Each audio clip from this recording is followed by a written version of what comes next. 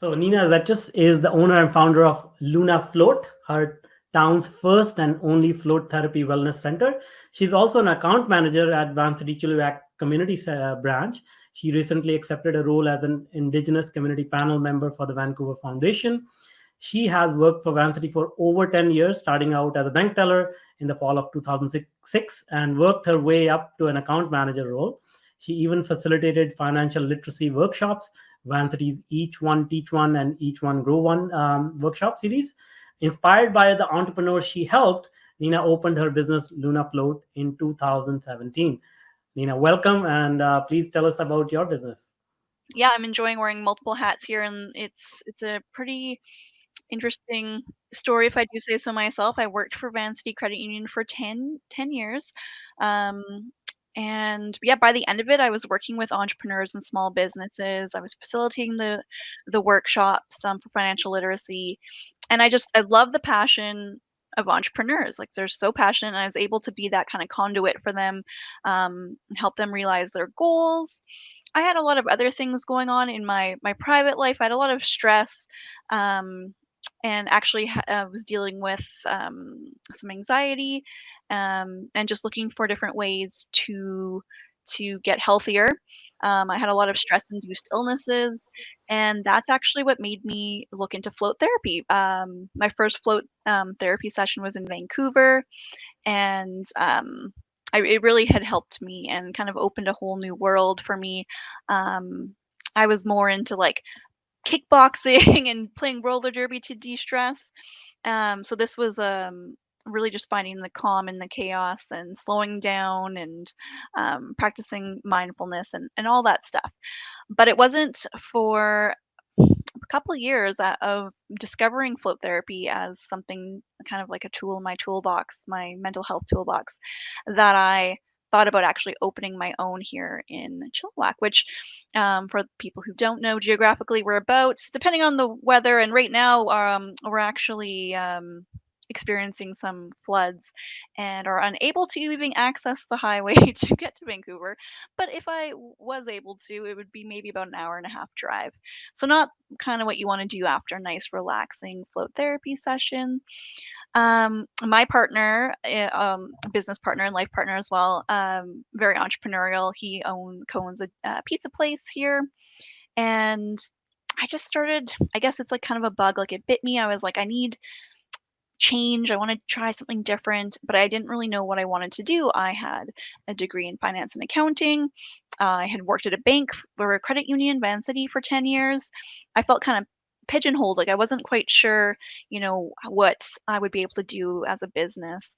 And a friend who I had floated with was like, "What about float therapy? Wouldn't that be cool if you were to start one here in Chilliwack?"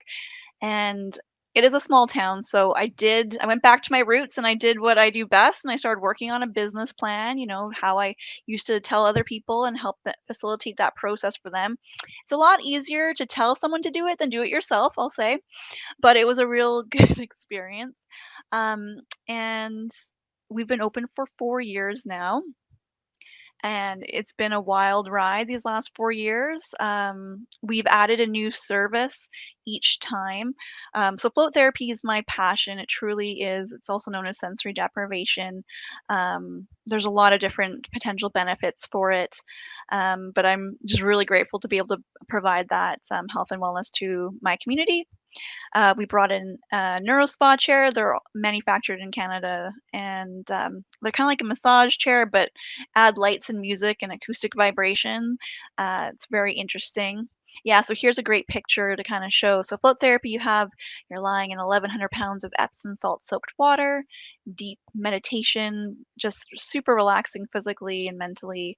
Um, we see lots of athletes who come in for athletic recovery, but my passion really is working with people who have maybe a lot of stress and they're going through just different things that specifically it helps with anxiety and people who are experiencing PTSD or symptoms of PTSD. Yeah, and then we have infrared sauna, nice to go get your sweat on. And halo therapy is new. It's also known as dry salt therapy. I'm really excited for this too. Um, we out here have experienced, well, besides flooding right now, the summertime, the last few summers, we've had a lot of wildfires, and I do have asthma, and is definitely exasperated with those kind of conditions. So halotherapy can have benefits, respiratory benefits, as well as external skin benefits as well. If you have like dry skin or eczema and stuff like that. So we literally tomorrow we will be launching our halotherapy bookings. So really excited. 4 years, 4 services, and over those 4 years, I got married, I had a baby, there was that COVID thing that's still around, and I actually went back to work at Vancity, after having our son. He's 15 months, now. I was gonna go back to work at the center at Luna Float, which is just such a fun, interesting job.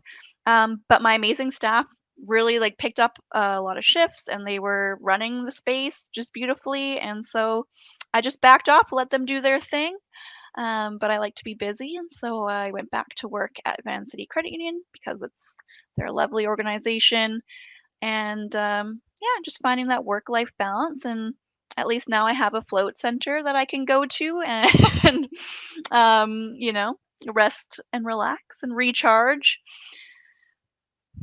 Yeah. So yeah, it's basically that. But I love talking about well, not only my business, but float therapy, but like workplace wellness. So now that I'm back at a real professional office workspace, um, it's good to remind people that, you know, you have to check in with yourself. That elusive work-life balance is so hard to achieve in these day and age kind of thing. Um, and yeah, there's a burnout is a very real thing. Um, I feel like a lot of the times it's like being busy is kind of worn as a badge of honor. Um, and you know, I'm a little guilty of always looking at the silver linings, but with COVID, it's nice that in a way, like I think before people were like, "Oh, I'd go to work whether you're sick or not." You just kind of suck it up and go in, and now it's like, "Oh, heck no, you're not coming in here if you have sniffles, right?" And that's good. You should take the time to be at home and be well, and that might be physically, mentally, spiritually, you know, just try not to push yourself too far, you know, and just checking with yourself. At least that's the lesson that I learned and that I am constantly reminding myself of just checking in where I'm at and being authentic with that.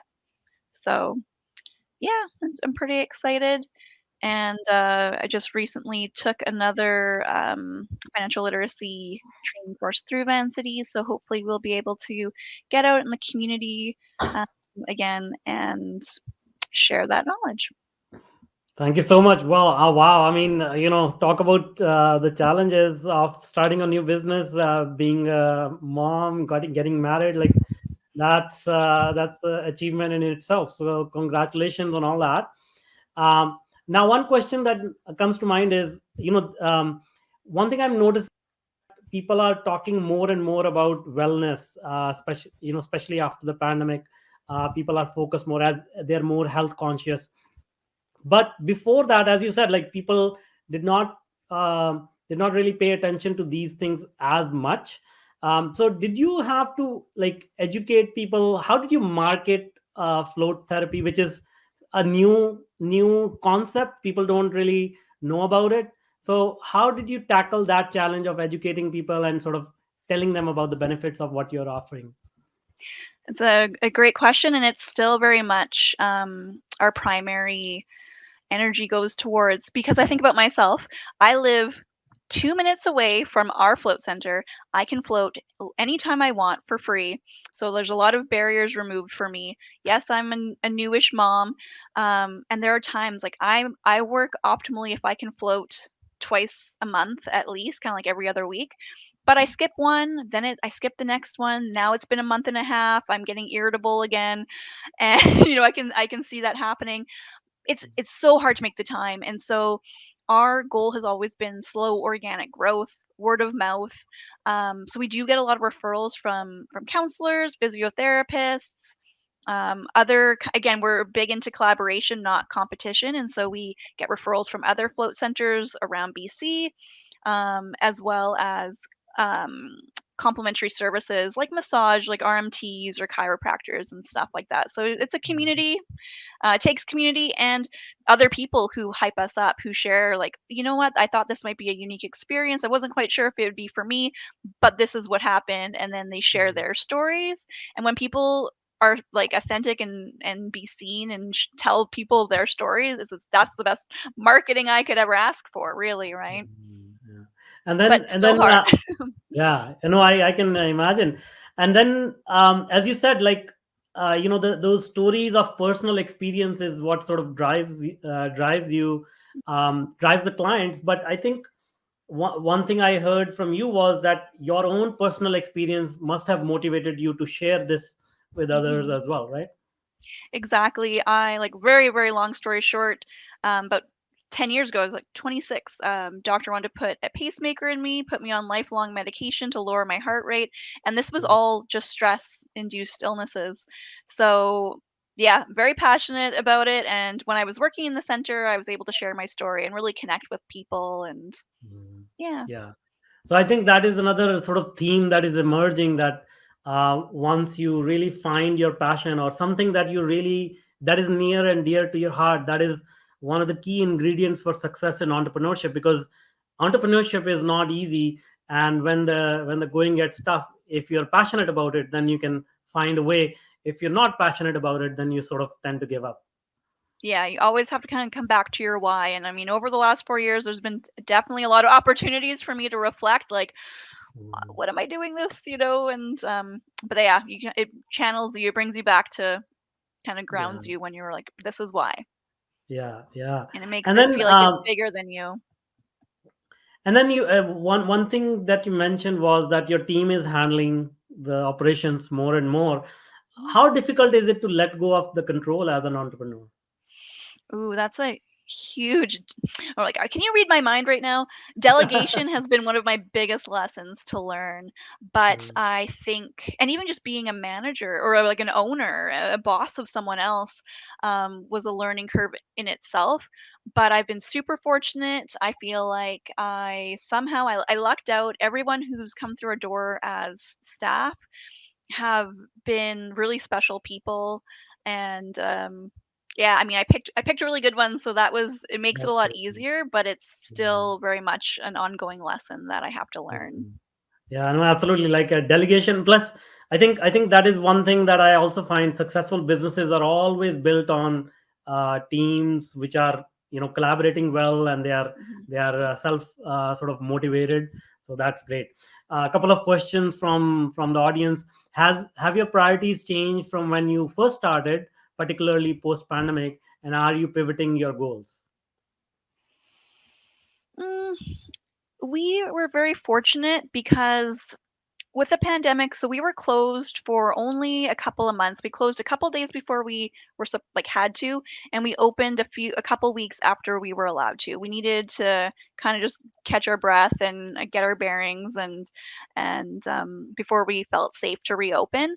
But our health authority has been working very closely with us. We basically it's a very um private experience. So Yeah, we yeah, yeah. wave, we see people, they go to their room, you're by yourself. So our risks were very low. We've always been huge on cleaning and sanitation. So we haven't had to pivot in that way. Like the way we've always operated our space is offsetting appointments. So people felt like they were like alone in the best sense of the meaning, that they had the space to themselves. It was awesome. People would think, "Oh, are you guys kind of slow?" And it's like, no, Mhm. everyone's just in their room doing their own thing, and we kind of have Yeah, this well-timed machine. The only thing I would say is retail. Retail really helped when we weren't able to offer services, and of course, as I said, we've added services incrementally. Having more services earlier on might have been the way to go, but you live and yeah. learn. Yeah, of course, of course. It's a never-ending process of learning and evolving. Yeah. Another question is, how do you incorporate the importance of mental health and work-life balance as a leader, boss with employees? It's a great question because just recently we had a team meeting and I was noticing that they weren't coming in, they weren't utilizing it. So, I mean, I float, Mm, um, and so I try to lead by example, right? And utilize the services. They all have access to it as well.